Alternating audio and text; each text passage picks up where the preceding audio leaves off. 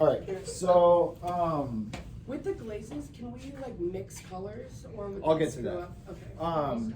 But some of you, this is going to be what Yes. you like. Glazing is like I mean, I like both personally. I like making and I like glazing.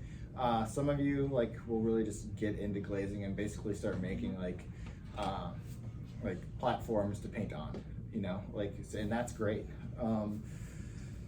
Some of you might not like it as much because you're so into the making part, and that's fine too. But you'll have to navigate your way around that and figure out ways to still like fold this aspect into your work. So first things first, choosing a glaze. I'm over here, I'm like, oh geez, I'm really captivated by this one. Good old number 17. So that happens to be the one that's up here on the table.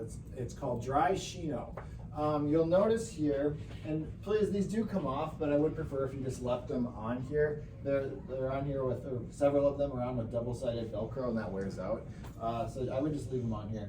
But you'll notice there's 1, 2, 3 sort of colors right here. That one right up there, that's what your clay looks like without glaze on it. If you like that, leave it. It's food safe, it's fine, like there's nothing wrong with it. That right there, that's one layer of this glaze. So that tile dipped in and pulled out, okay? However, you'll notice that this is white. That right there is how that glaze looks with a second dip, okay? So some glazes are really sensitive to thick and thin. So that one, imagine if you're brushing that one.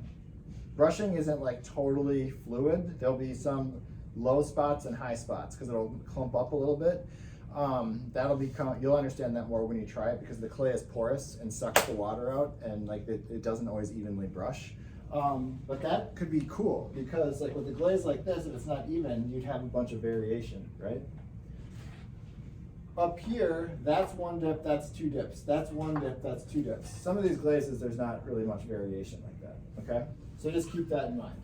Other things to look for, transparency. Some of these glazes are completely transparent. You can see through them. You can see all the way to the clay body. That's kind of a big deal because if you're doing, in the next project, we're gonna be doing surface embellishment or decoration right on the clay body, right when, like before the glaze firing, you don't wanna completely cover that up maybe. So if you had done a bunch of surface embellishment on here, and then covered it with this, you just completely obliterate it. So you need to be conscious of whether you're using a translucent glaze or an opaque glaze, okay? Some are stony, some are matte, some are glossy. You wanna think about, do I want this to absorb light or reflect light? Also, if you're thinking about it in terms of a mug being utilitarian, like what do you want to intersect with your lips, okay? Like do you want it to be the bare raw clay or do you want it to be more soft and glossy? Like how do you want that to feel? In terms of food safety, most of these are perfectly food safe.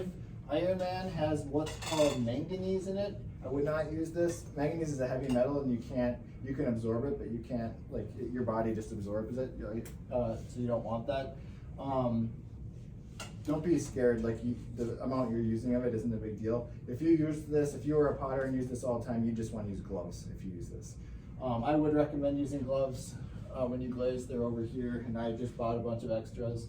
But this one use on the outside if you're doing utilitarian work. Same with that Winnie Blue is mostly safe, but it has what's called barium in it, and that can be leached out by acidic foods or beverages.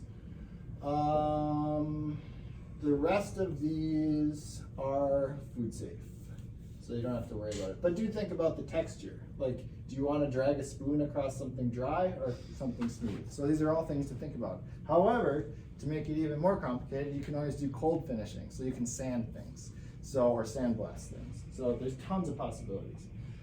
So those are the base colors, one dip, two dips. You'll notice that some of these have stripes on them. We'll get much more into this in the next assignment, but I'm going to demonstrate what these are as well. So we can have these bases, but we can add colors and stains on as well, okay? So let's start there. I'm giving you a lot of information. Flynn's beeping.